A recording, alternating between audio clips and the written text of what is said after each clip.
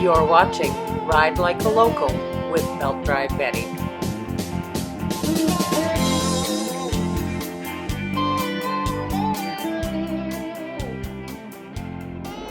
This is Belt Drive Betty, and I'm in Cumberland, British Columbia on Vancouver Island, where we're getting ready for the Cumberland Motorcycle Round Up.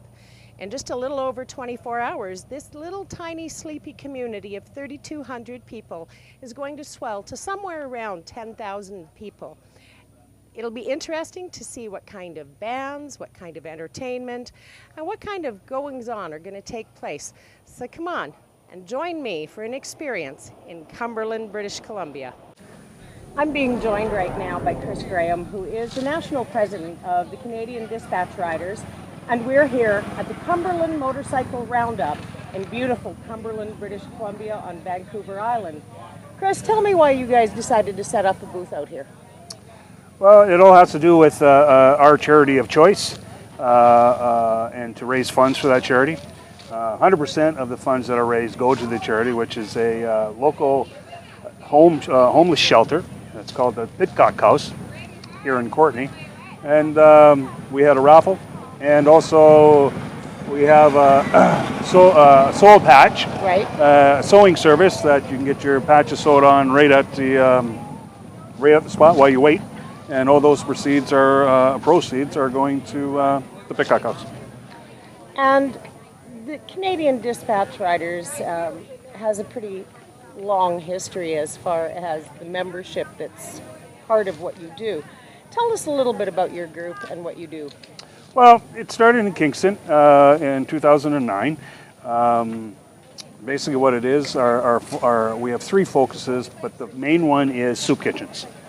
And if an area doesn't have a soup kitchen, we go to the food bank, and then if that has no food bank, we go to a homeless shelter or whatnot, you know. Right. But our focus is on one charity only, and so that we can give 100% to that charity. Right. Now, the Dispatch Riders themselves, tell us a bit about your club and who you are and why you formed. Well, I'm a retired cook from the military, and with all the overseas postings that I did and the charity that Canada has given abroad, and my love for food and working in the trenches because I'm an Army cook, that's why I brought up the focus of the soup kitchens. For the Dispatch Riders, it's an old heritage that's been around for years and years, like right back to horses.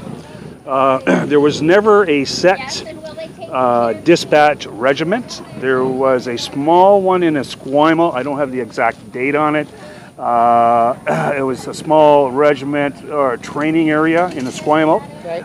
But each unit throughout Canada, each Army unit, Navy and Air Force, they had a few individuals that would say, "You're a rider today, you're a DR, and you're riding. We're sending you on a driver's course or a rider's course." And that's how it was. They never ever got the recognition, and to this day they still haven't, the recognition as a unit. They were all individuals or sub-unit or sub-people of the military, of the Patricias or the RCR or the tankers or whatever. So I just love it. I just think it's a cool thing. I was never a hard Army trade, but I cooked for them, Right. and I respect them. And I don't know, that's how we started it and why I started it. We're really non-political. We're just a bunch of people together from Brockville, Ontario now. We just opened up in Port Albernia a group. We have 5 groups across Canada now. And it's just fun. It's a fun thing. And anybody can join. Anybody can join. And really, you don't even need to have a bike.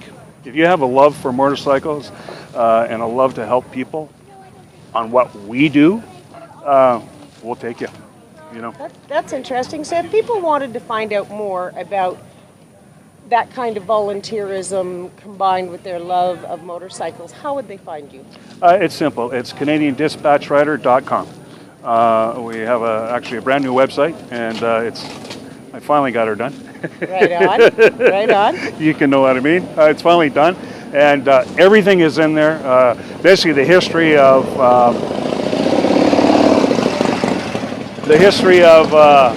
when we started, everything's on there, and you can find out.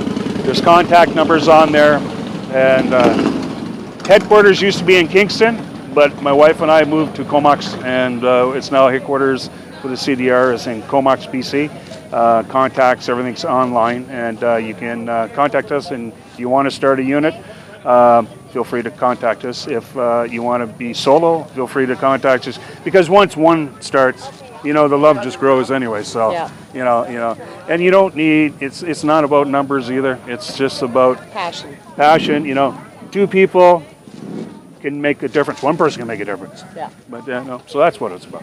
Well, perfect. Cool. Thank you for taking a little time with me today, Chris. It's great seeing you again. Good seeing you. Take care. I'm at the Cumberland Motorcycle Round Up, and I'm being joined by a gentleman. Look at him. Isn't this gorgeous?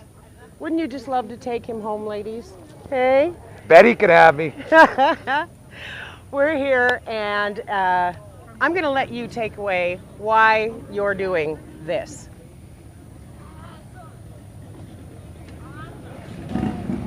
What's written on the back of my t-shirt is I'm a true believer in using things and possessions you have to do greater good to society.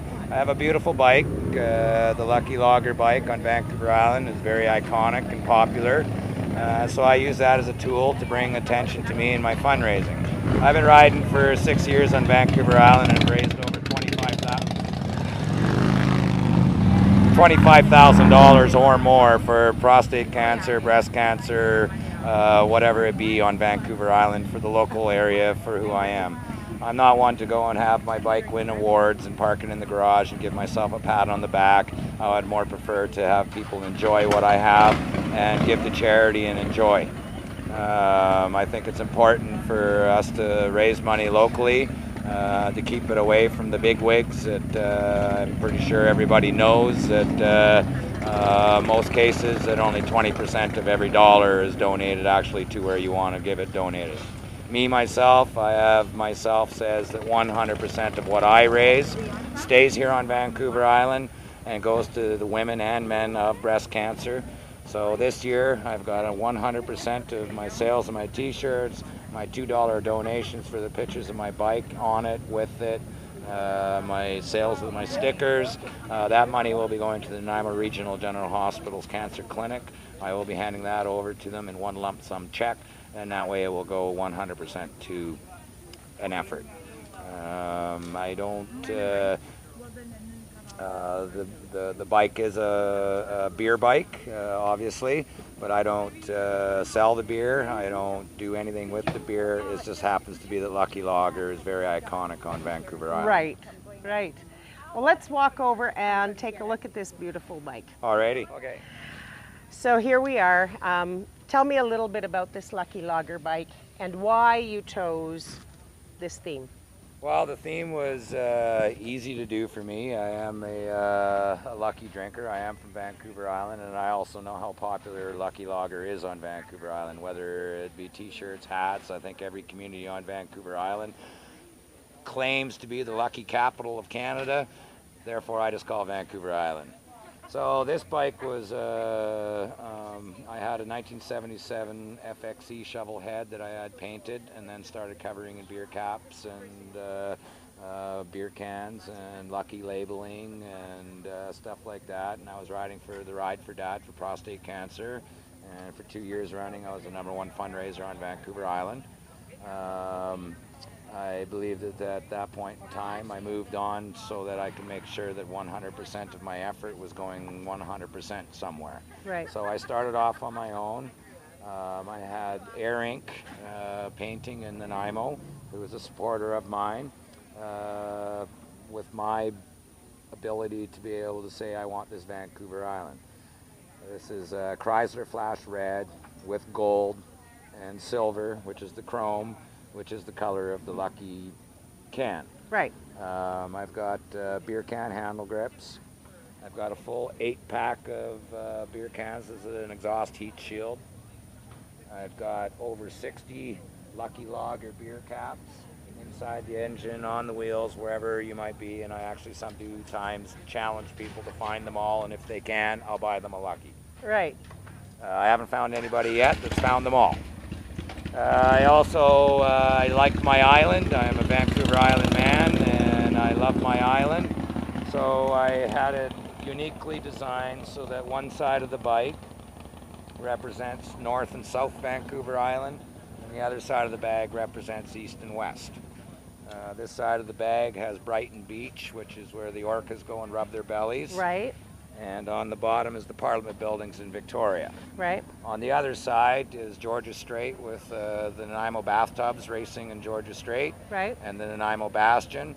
And on the bottom is the big rock in Tofino with 2 surfers walking out to the water. Right on. To represent.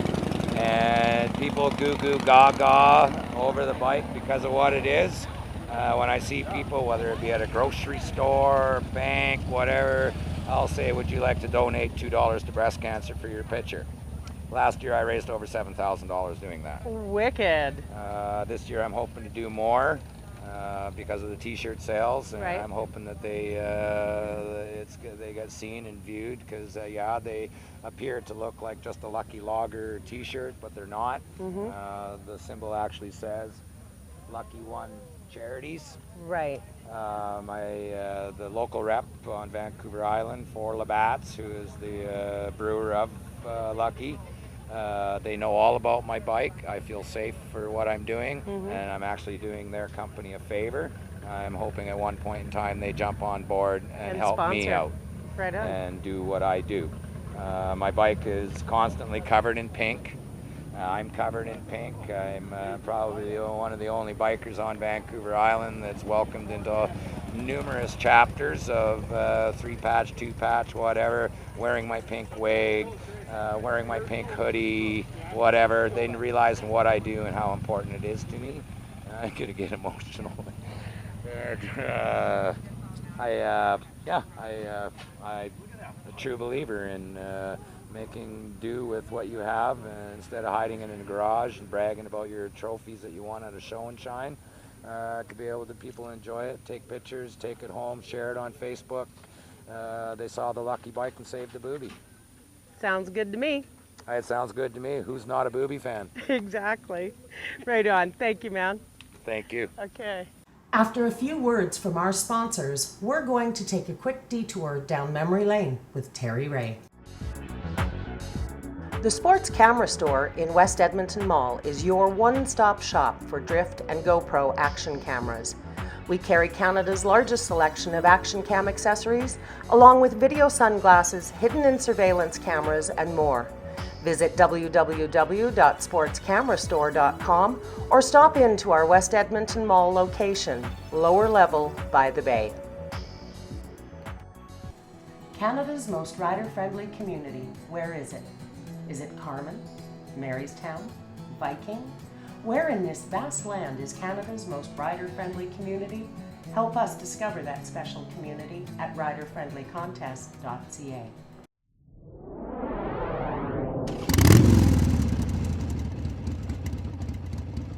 This is Belt Drive Betty, and I'm in Vancouver, British Columbia. I'm being joined right now by Terry Ray, who, in our circles, we'd call him a motorcycle historian.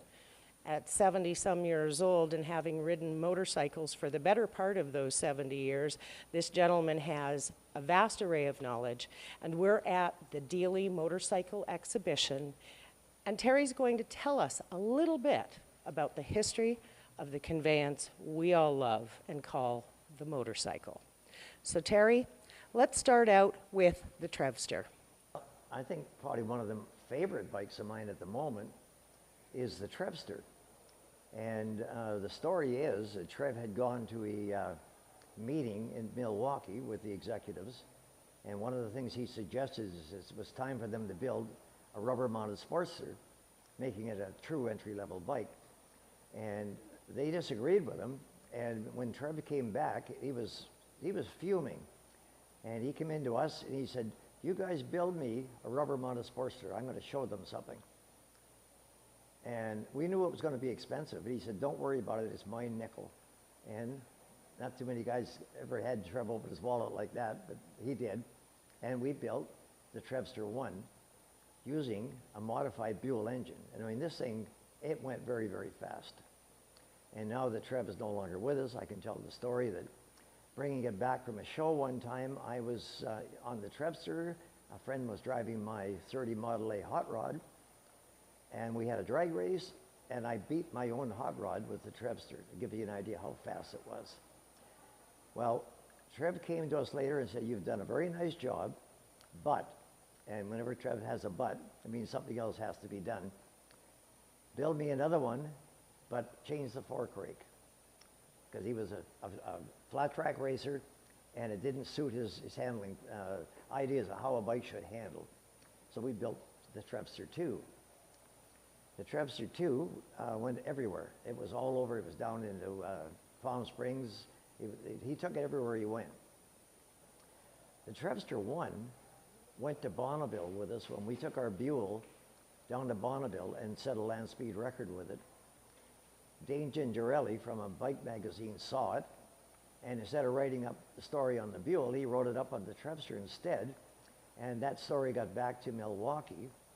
The next two guests we had at Dealey's was Willie G and Louis Netz. And they came in wanting to see the Trevster 1, and I said, well, I don't know, I don't have Trev's permission to let you go see it. Not many people will talk to Willie G like that. I thought it was worth a try, and just then, a big blue Bentley rolled up in front of the place with a screech of brakes, and who steps out with a grin on his face is Trev Dealey, and takes them on a tour. Now, they took pictures, measurements, and went back to the factory. Now, we built a Trevster 3, which Don James's wife got. The Trevster 4 went to Milwaukee. The Trevster 5s, you guys are all riding them out there as rubber-mounted Sportsters. After a few words from our sponsors, we're going to head back to Cumberland and the Motorcycle Roundup. Growing communities one idea at a time is Community Futures Grand Prairie and Region, providing business planning, cash flows, market research, and business loans. Visit www.cfofgp.com to see how we can help you. Canada's most rider-friendly community, where is it? Is it Carman? Marystown? Viking? Where in this vast land is Canada's most rider-friendly community? Help us discover that special community at riderfriendlycontest.ca. I'm being joined right now by Jean Cameron, the chairperson of the Cumberland Motorcycle Roundup, and Kreslin. And Kreslin, what is your position with the Roundup? I'm the site manager. So, ladies, 6 years ago, you came together with an idea. And we saw the culmination of that idea this past weekend with somewhere in the neighborhood of, 5,000-6,000 visitors in town. What's that feel like for you? Overwhelming, proud. Yeah, overwhelming and proud is a great way to describe it. And I think that just proud for our whole community with support. It was pretty amazing to actually see the way the whole community pulled together to pull this off. It's like the old saying, it takes a village to raise a child, and this is one hell of a big child you guys gave birth to. This is a very, very big baby. Well, actually, we were expecting a small child, and we just got twins. Twins, yeah, that's pretty much the size of it. Now, how many city blocks did you actually have blocked off? We had five main street blocks and several half blocks. So I would say 6 full blocks, several half blocks, and then some others in some camping down in the park and lots of stuff going on in the local venues. Kreslin, you also run the Cumberland Hotel, and you hosted the beer gardens, which was right in front of the main stage. Tell us a little bit about the entertainment that you guys brought into town. Well, we brought in 3 local bands, and then we brought in We had the belly dancers, the Polynesian dancers. What else do we have? In the hotel we had the lingerie. We had 2 lingerie shows and 2 burlesque shows, as well as a local band that played that night inside the hotel. At the dance, we also brought in local... Feminatels Pole Fitness. Up at the Waverly, yes. We had Feminatels Pole Fitness. And then we had the dance where we brought a local band as well. And the Van City Stunt Riders and the LAJ BMX Stunters. And we had Tank the Robot and some robotics and some skateboard stunting, and I'm drawing a blank after that. Who were the crazy people on the stilts? The Myth Makers from Vancouver. Well, they're actually international street performers. They're amazing. They were fun to watch them bouncing all around the street. And what do you think the economic spin-off to an event like this is for Cumberland? It's a town of 3,200 people at its best day. What do you think it did for your economy here? Oh, I would say there was a few $100,000 brought into this community, maybe even as much as 5. What did you enjoy the most? Now, every event coordinator has their favorite part of the event. What did you enjoy most, Jean? I think I had 2 moments. One was watching the Van City Stunters. I really think those guys are amazing. And sneaking into Crossland's bar for a drink where no one could find me. My favorite moment was when I stood at the top of the street up above the Waverly and looked down and saw that all 5 of our blocks straight down were full of people and bikes. And that to me said success, and that's my moment. Now, you had Biker TV out here from Ontario to film, myself, and you had a whole bunch of other people roaming around from local radio stations and that kind of thing. The publicity for a tiny little town like this, what do you think that's going to bring for next year? Well, I think that there's a lot of riding activity that's happening now here outside of this event.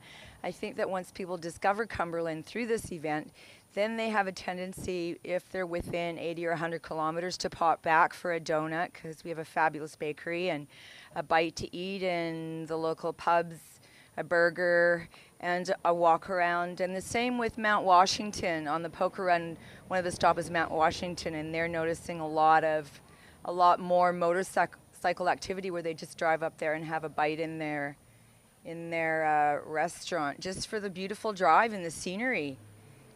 In this Comox Valley, it's just a fabulous place to ride. And for next year, do you think your numbers this year were sitting somewhere between 5, 6, maybe topping 7,000? Do you think next year we'll hit that magic 10? I'm scared to say so, but I think so. How do you plan on doing that, Creslin? I think that it'll happen by word of mouth. I think that with Biker TV here, with yourself here, all the media coverage we've had, people have come, they've had a great time, and I think that that's just what's going to happen. Managing it, well, we're already starting to work on that. Yeah, Monday, the event was over Sunday, and Monday there was already a huge brainstorming meeting. It's quite amazing to me how, little communities like this are so proactive. You have a fabulous mayor and council to work with too, I understand. Yes, our Mayor Leslie Baird is just genius. She is I can call her with any question. If she doesn't know the answer, she finds it. She's really on board with us. She's so easy to touch base with, and she just loves this community, as do we all. So we all have the community's best interests in mind, and it's just one solid family goal to work for.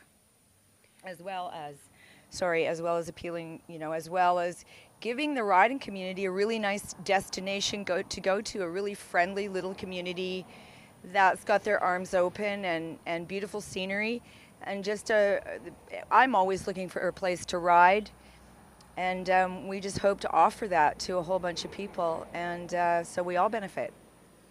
Economic development is a big part of any event. It brings in thousands of dollars to the local businesses. It brings in heads in beds and bums in seats, and it makes it challenging sometimes to balance fun against the economics. You gals seem to have found a pretty good balance there. How did you come about that? I think that we look at the good of the community and we try and look at what we're booking in terms of vendors so that that the local community and the local stores reap the benefits of having that many people in town. We don't have a lot of accommodations within Cumberland, but they book up very quickly, and so then partnering with the accommodations that are in Courtenay, the different hotels and motels who have come on to sponsor and support us as well. So I think that, you know, just working with not just Cumberland, but Courtenay and Comox as well, and our outlying communities to make sure that this is good for everyone. And using so much local entertainment. I mean, that is just so wonderful to fully get the flavor of this community, to see how eclectic it is and how vibrant. I was very surprised when I first rode in. I thought 3,200 people, oh, it'll be a cute little town. I was totally blown away. It's got to be a satisfying feeling, not just as business people in this community, but as bikers, to enjoy other people of like mind. Oh my God, this is my family. I've been biking since I was a child. It's the lifestyle I love, and you can see when all of these people get together, lots of them don't see each other outside of these events because they're distance people. I have friends now from Victoria that feel like family, and I know that I can call on them anytime I need them, and met them through this event. And so the biker community all gets to see each other at these things, and it's a great hail buddy, and it's just the way the biking community works. Now for next year, you're already got a few things in mind, and like every event coordinator, your event is only as good as your last show. So I've heard some rumors that you're changing a few things up, that you've got some pretty great ideas on the cook already. Care to give anybody a teaser as to something that you've got planned for next year?